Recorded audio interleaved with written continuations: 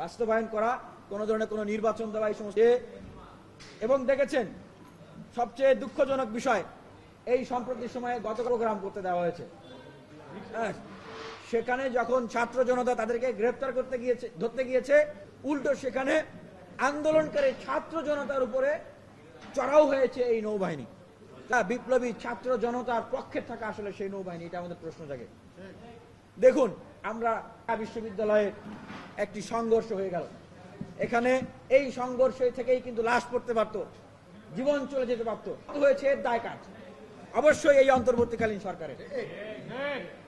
বিভিন্ন জায়গায় আওয়ামের জন্য পরিকল্পনা আঁকতেছে, যা এই সরকার জানে না। মানে কি, এই সরকারের যে গোয়েন্দা সংস্থার কাজ কি? তারা যে কোনো জায়গায় যে কোনো দুর্ঘটনার আগাম তারা তথ্য দিবে, তারা পূর্ববর্তী মেজারমেন্ট নেওয়ার জন্য সরকারকে বলবে, সরকার মেজারমেন্ট নেবে। আমরা দেখি একটা করে দুর্ঘটনা ঘটে, একটা করে সংঘাত হয়, সহিংসতা হয়, সংঘর্ষ হয়, একটা করে গন্ডগোল হয়, গন্ডগোল হওয়ার পরেও সরকার মনে হয় জানি না। গোয়েন্দা সংস্থাদের কাজ কি? এসবি, এনএসআই, ডিজিএফআই, আরো কত রকমের গোয়েন্দা সংস্থা আছে। এরা কাদের হয়ে কাজ করছে, এই প্রশ্ন রাখছে এই সরকারের কাছে। বলছি, আপনারা এই 21 জন উপদেষ্টা মিলে এই দেশকে চালাইতে পারবেন না, সম্ভব নয় আপনাদের জন্য। তাই আমরা আজকে বলছি, এই অন্তর্বর্তীকালীন সরকারের উদ্দেশ্যে আমরা কিছু দাবি জানাচ্ছি। 1 নম্বর দাবি, আগামী 24 ঘন্টার ভিতরে যেভাবে ছাত্রলীগকে নিষিদ্ধ করা হয়েছে, একই কায়দায় আওয়ামী লীগ এবং তার দোসর জাতীয় পার্টি এবং তার সাথে যারা সংসদে গিয়েছে সরকারের এই সমস্ত রাজনৈতিক দলের কার্যক্রমকে নিষিদ্ধ ঘোষণা করতে হবে। প্রশাসন ও ব্যবসায়ী অঙ্গন, শিক্ষা অঙ্গন এবং মিডিয়া অঙ্গন সহ বিভিন্ন জায়গায় চিহ্নিত আওয়ামী লীগের দোসররা যারা ঘাপটি মেরে বসে আছে, তাদেরকে নির্মূল করার জন্য শক্তিশালী উদ্যোগ গ্রহণ করতে হবে। আমাদের যারা শহীদ হয়েছেন তাদের পরিবারের পুনর্বাসন করতে হবে এবং আহতদের সুচিকিৎসা নিশ্চিত করতে হবে, তাদের পরিবারকে পুনর্বাসনের ব্যবস্থা করতে হবে। 4 নম্বর, ছাত্রদেরকে নিয়ে জাতীয় ছাত্র কাউন্সিল গঠন করতে হবে। আবারও বলছি, যত রাজনৈতিক ছাত্র সংগঠন আছে এবং আন্দোলনকারী ছাত্রদের গ্রুপ রয়েছে, ছাত্র রয়েছে, তাদেরকে সাথে নিয়ে দ্রুত সময়ের ভিতরে আলাপ আলোচনা করে জাতীয় ছাত্র কাউন্সিল গঠন করতে হবে এবং জাতীয় পর্যায়ে রাজনৈতিক দলগুলোকে সাথে নিয়ে জাতীয় সরকার গঠন করতে হবে। দেশ গঠনে দরকার, দেশ রক্ষায় দরকার, মানুষ রক্ষায় দরকার, দেশ বাঁচাতে দরকার। আমরা খুবই হতাশ হয়েছি। শুরুতেই বলে নিতে চাই, আপনারা যেই ছাত্রদেরকে এখানে কথা বলতে দেখছেন, সেই ছাত্ররা শেখ হাসিনার চোখে চোখ রেখে কথা বলেছে। সেই ছাত্ররা শেখ হাসিনার মুখের সামনে আঙ্গুল তুলে কথা বলেছে। সেই ছাত্ররা বাংলাদেশে আওয়ামী লীগের মতো একটা দলকে দেশ ছাড়া করেছে। সুতরাং ন্যায্যতার ক্ষেত্রে যে কোনো ব্যক্তিকে, সে যেই হোক, তাকে প্রশ্নের কাঠগড়ায় দাঁড় করাতে এই ছাত্ররা কোনো ধরনের কুণ্ঠাবোধ করবে না। সেই জায়গা থেকে বলছি, আমরা অন্তর্বর্তীকালীন সরকারকে নামিয়ে দেওয়ার আন্দোলনে এখানে সংবাদ সম্মেলন শুরু করি নাই, সেটা ভুল বুঝবেন না। অন্তর্বর্তীকালীন সরকারকে ফেলে দেওয়ার জন্য আমরা মাঠে আন্দোলনে নামি নাই, বরঞ্চ আমরা বলতে চাই, মাননীয় প্রধান উপদেষ্টা, এত রক্ত, এত জীবনের বিনিময়ে আপনি একটি সুযোগ পেয়েছেন, উপদেষ্টারা সুযোগ পেয়েছেন, আমরা দেশের মানুষ সুযোগ পেয়েছি দেশকে বিনির্মাণ করার জন্য। দেশের মানুষ যে গণ অভ্যুত্থানে অংশগ্রহণ করেছে, সেইখানে 5 আগস্টের আগে ফ্যাসিবাদের বিরুদ্ধে বাংলাদেশে যতগুলো রাজনৈতিক ছাত্র সংগঠন ছিল, ছাত্র অধিকার পরিষদ, ছাত্র দল, ছাত্র শিবির, ছাত্র ইউনিয়ন, ফেডারেশন, বৈষম্য বিরোধী আন্দোলন যত ছিল, তারা সবাই কিন্তু এই বিপ্লবের অংশীদার, বিপ্লবের অন্যতম প্রধান কারিগর। বিএনপি, জামাত, গণ অধিকার পরিষদ, গণসংহতি সহ যত রাজনৈতিক দল যারা ফ্যাসিবাদের বিরুদ্ধে ভূমিকা রেখেছে, তারা প্রত্যেকেই কিন্তু এই বিপ্লবের অন্যতম কারিগর এবং অংশীদার এবং নেতৃত্ব দানকারী। তাদের সবাইকে বাদ দিয়ে একা একা কোন একটা রাজনৈতিক উদ্দেশ্য হাসিল করার জন্য কোন একটা গ্রুপ, তাদের কথায় আপনি যদি পরিচালিত হন, তাহলে আপনি অবশ্যই ভুল পথে আছেন বলতে হবে। যারা আপনাকে মাননীয় প্রধান উপদেষ্টা, আমরা শিক্ষার্থীদের পক্ষ থেকে বলছি, আন্দোলনকারী শিক্ষার্থীদের পক্ষ থেকে বলছি, যারা আপনাকে এই ধরনের বিষয়গুলো বুঝাচ্ছে এবং আপনার সহযোগিতা চাচ্ছে, আপনার ফেভার নেওয়ার চেষ্টা করছে, আপনাকে অনুরোধ করব তারা আপনাকে পুরোপুরি ভুল জিনিস বুঝাচ্ছে।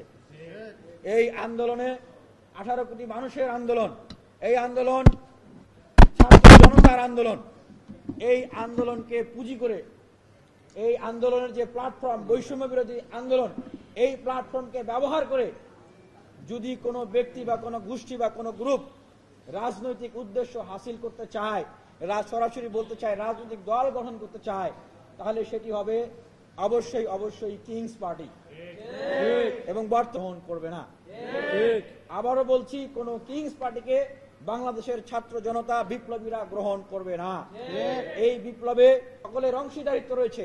রাষ্ট্র পরিচালনা করার ক্ষেত্রে, রাষ্ট্রের সহযোগিতা পাওয়ার ক্ষেত্রে সকলেরই সেরকম অংশগ্রহণ করার সুযোগ রয়েছে।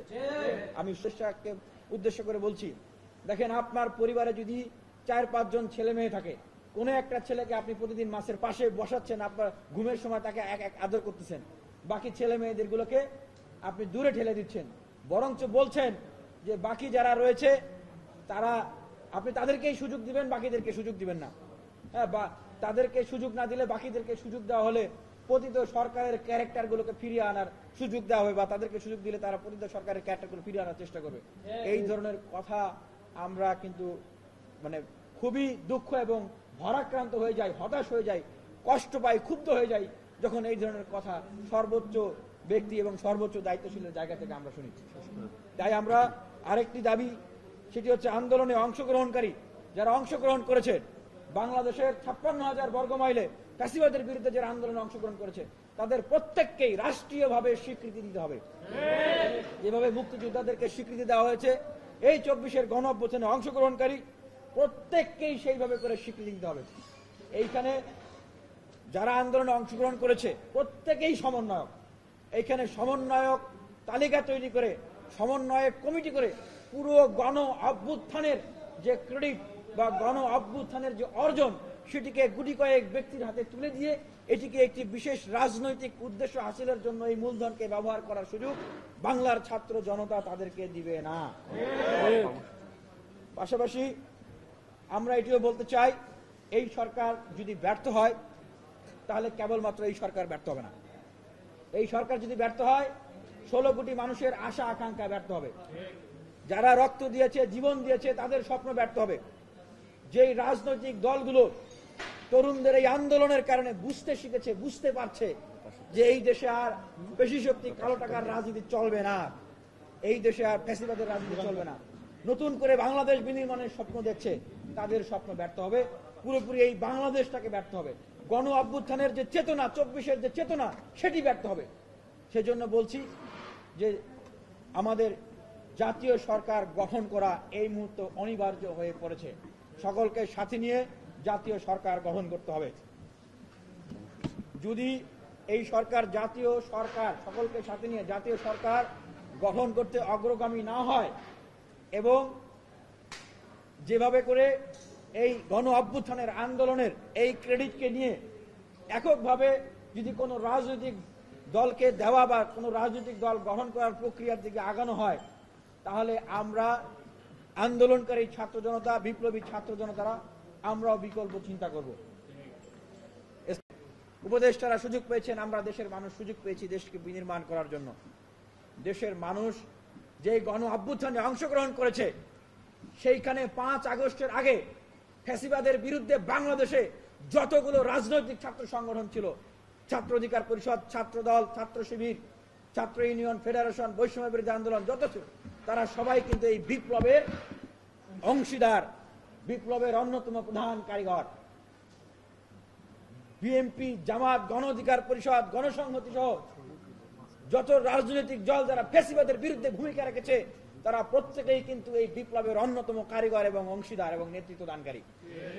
তাদের সবাইকে বাদ দিয়ে একা একা কোন একটা রাজনৈতিক উদ্দেশ্য হাসিল করার জন্য কোন একটা গ্রুপ, তাদের কথায় আপনি যদি পরিচালিত হন, তাহলে আপনি অবশ্যই ভুল পথে আছেন বলতে হবে।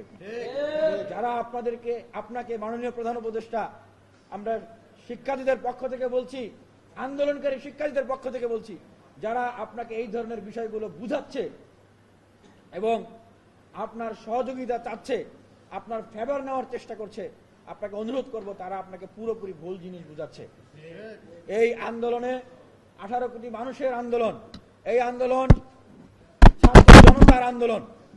এই আন্দোলনকে পুঁজি করে, এই আন্দোলনের যে প্ল্যাটফর্ম বৈষম্য বিরোধী আন্দোলন, এই প্ল্যাটফর্মকে ব্যবহার করে যদি কোনো ব্যক্তি বা কোনো গোষ্ঠী বা কোনো গ্রুপ রাজনৈতিক উদ্দেশ্য হাসিল করতে চায়, সরাসরি বলতে চায় রাজনৈতিক দল গঠন করতে চায়, তাহলে সেটি হবে অবশ্যই কিংস পার্টি। এবং বর্তমান বাংলাদেশের রাজনৈতিক বাস্তবতায়, রাজনৈতিক প্রাসঙ্গিকতায় বাংলাদেশের ছাত্র জনতা, বাংলাদেশের মানুষ কোন কিংস পার্টিকে মেনে নেবে না, গ্রহণ করবে না। আবারও বলছি, কোন কিংস পার্টিকে বাংলাদেশের ছাত্র জনতা, বিপ্লবীরা গ্রহণ করবে না। এই বিপ্লবে সকলের যেভাবে অংশগ্রহণ রয়েছে, সকলের অংশীদারিত্ব রয়েছে, রাষ্ট্র পরিচালনা করার ক্ষেত্রে, রাষ্ট্রের সহযোগিতা পাওয়ার ক্ষেত্রে সকলেরই সেরকম অংশগ্রহণ করার সুযোগ রয়েছে।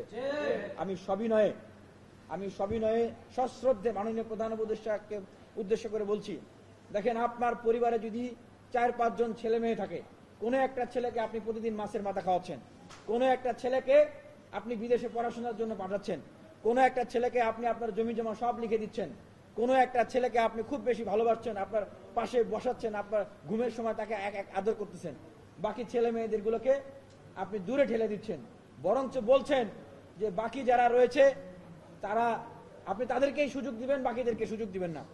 হ্যাঁ, বা তাদেরকে সুযোগ না দিলে বাকিদেরকে সুযোগ দেওয়া হলে পতিত সরকারের ক্যারেক্টার গুলোকে ফিরিয়ে আনার সুযোগ দেওয়া হবে, বা তাদেরকে সুযোগ দিলে তারা পতিত সরকারের ক্যারেক্টার গুলো ফিরিয়ে আনার চেষ্টা করবে।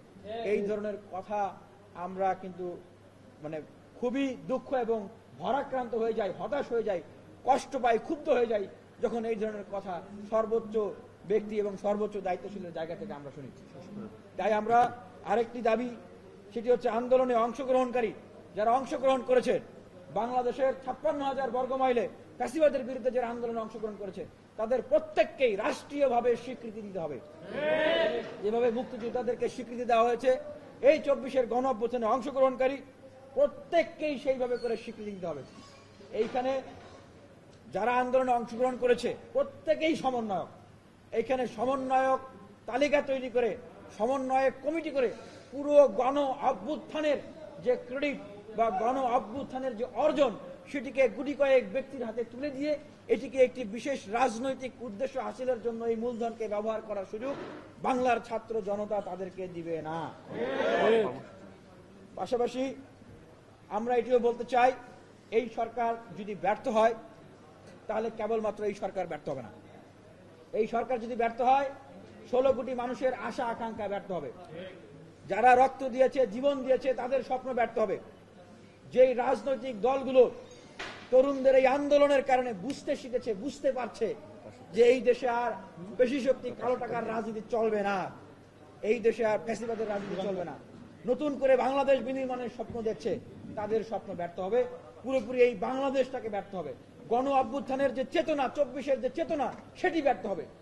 সেজন্য বলছি যে আমাদের জাতীয় সরকার গঠন করা এই মুহূর্তে অনিবার্য হয়ে পড়েছে। সকলকে সাথে নিয়ে জাতীয় সরকার গঠন করতে হবে। যদি এই সরকার, জাতীয় সরকার, সকলকে সাথে নিয়ে জাতীয় সরকার গঠন করতে অগ্রগামী না হয় এবং যেভাবে করে এই গণ অভ্যুত্থানের আন্দোলনের এই ক্রেডিটকে নিয়ে এককভাবে যদি কোনো রাজনৈতিক দলকে দেওয়া বা কোনো রাজনৈতিক দল গঠন করার প্রক্রিয়ার দিকে আগানো হয়, তাহলে আমরা আন্দোলনকারী ছাত্র জনতা, বিপ্লবী ছাত্র জনতারা আমরাও বিকল্প চিন্তা করব। স্পষ্টভাবে বলছি, এই দেশের স্বাধীনতা, সার্বভৌমত্ব এবং গণ অভ্যুত্থান এবং মানুষের স্বপ্নকে বাস্তবায়ন করা, রক্ষা করার জন্য আমরাও তখন বিকল্প চিন্তা করতে বাধ্য হব। ছাত্র অধিকার পরিষদ, আপনারা লক্ষ্য করছেন যে বাংলাদেশের বিভিন্ন জায়গায় ছাত্রলীগ এবং আওয়ামী লীগ মাঠ পর্যায়ে তারা আবার এই অন্তর্বর্তীকালীন সরকারের ব্যর্থতাকে কেন্দ্র করে এবং তাদের বিভিন্ন বক্তব্য এবং উদ্যোগ থেকে তারা সাহস সঞ্চার করে তারা মাঠ পর্যায়ে বিভিন্ন ধরনের কর্মসূচি ঘোষণা করেছে এবং বিভিন্ন জায়গায় লিফলেট বিতরণ করছে। রাজনৈতিক ছাত্র সংগঠন হিসাবে আমরা তাই কর্মসূচি ঘোষণা করছি, এই যে গণহত্যাকারী যারা এই আওয়ামী লীগের দোসর, তাদের গ্রেপ্তার ও শাস্তির দাবিতে প্রত্যেকটি বিশ্ববিদ্যালয়, কলেজ, জেলা, মহানগর, থানা, উপজেলা পর্যায়ে বিক্ষোভ কর্মসূচি আগামী 6 ফেব্রুয়ারি বৃহস্পতিবার এই বিক্ষোভ কর্মসূচি পালিত হবে এবং আগামী 10 ফেব্রুয়ারি ছাত্র অধিকার পরিষদের সারা বাংলাদেশের একইভাবে প্রত্যেকটা বিশ্ববিদ্যালয়, কলেজ, জেলা, মহানগর, থানা, উপজেলা পর্যায়ে অবস্থান কর্মসূচি পালিত হবে। পাশাপাশি আমরা অপরাপর ফ্যাসিবাদ বিরোধী লড়াইয়ে অংশগ্রহণকারী প্রত্যেকটি রাজনৈতিক ছাত্র সংগঠনের প্রতি আমরা আহ্বান জানাবো, ঐক্যবদ্ধ হয়ে এই ফ্যাসিবাদের মোকাবেলা করার জন্য আপনারা রাজপথে থাকুন এবং এই দেশ পুনর্গঠনে আমরা অপরাপর এই গণ অভ্যুত্থানে অংশগ্রহণকারী, নেতৃত্বদানকারী প্রত্যেক রাজনৈতিক ছাত্র সংগঠনকে আহ্বান জানাবো, এই জাতীয় ছাত্র কাউন্সিলের যে আহ্বান আমরা ছাত্র অধিকার পরিষদের পক্ষ থেকে জানাচ্ছি, সেই আহ্বানে সাড়া প্রদান করার জন্য। গণহত্যাকারীদের গ্রেপ্তার ও শাস্তির দাবিতে প্রত্যেকটি বিশ্ববিদ্যালয়, কলেজ, জেলা, মহানগর, থানা, উপজেলা পর্যায়ে ছাত্র অধিকার পরিষদের বিক্ষোভ কর্মসূচি আগামী 6 ফেব্রুয়ারি বৃহস্পতিবার এবং আগামী 10 ফেব্রুয়ারি অবস্থান কর্মসূচি পালন করবে বাংলাদেশ ছাত্র অধিকার পরিষদ। সাংবাদিক ভাইদের কোনো প্রশ্ন থাকলে জিজ্ঞেস করতে পারেন। ঠিক আছে, জিজ্ঞেস করুন। কয়টা ছবি দিলাম, কেউ ছবি দিচ্ছে।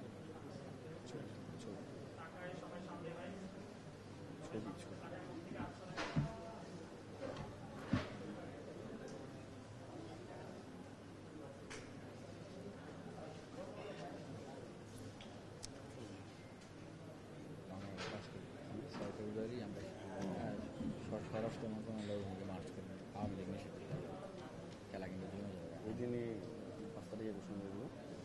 5 তারিখে আর্মি সংবাদ সম্মেলন করে ঘোষণা দেবেন, 7 তারিখে মার্চ।